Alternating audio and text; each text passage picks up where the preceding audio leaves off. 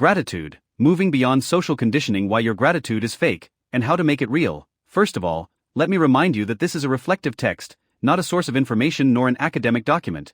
Its purpose is to invite reflection and personal change. Let's kill two birds with one stone. We will internalize the concept of gratitude while practicing the deprogramming of one of society's most deeply rooted conditionings, please and thank you.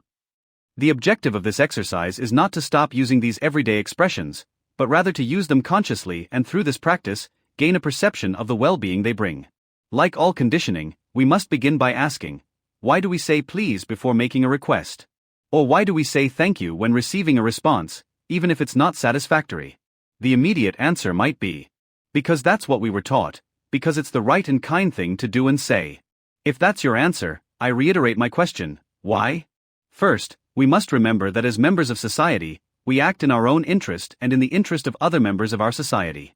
As such, unless an action is ordered by a superior, we are not obligated to comply with orders that don't benefit us or our society. That's where the expression please comes from.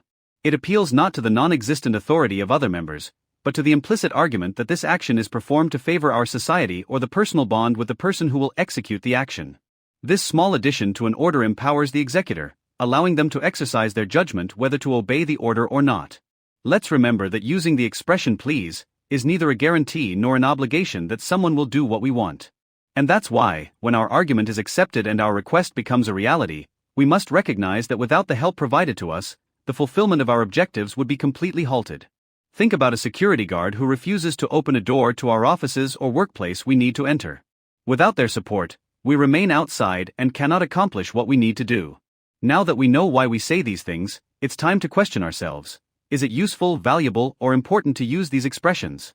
How would it make me feel if these expressions were omitted when someone asks me for something?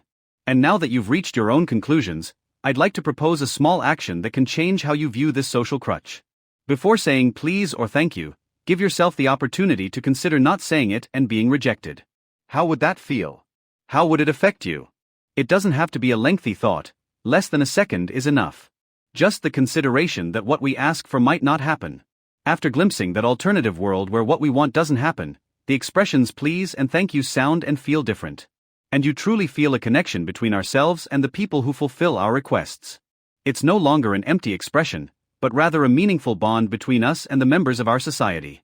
Remember, the power is yours.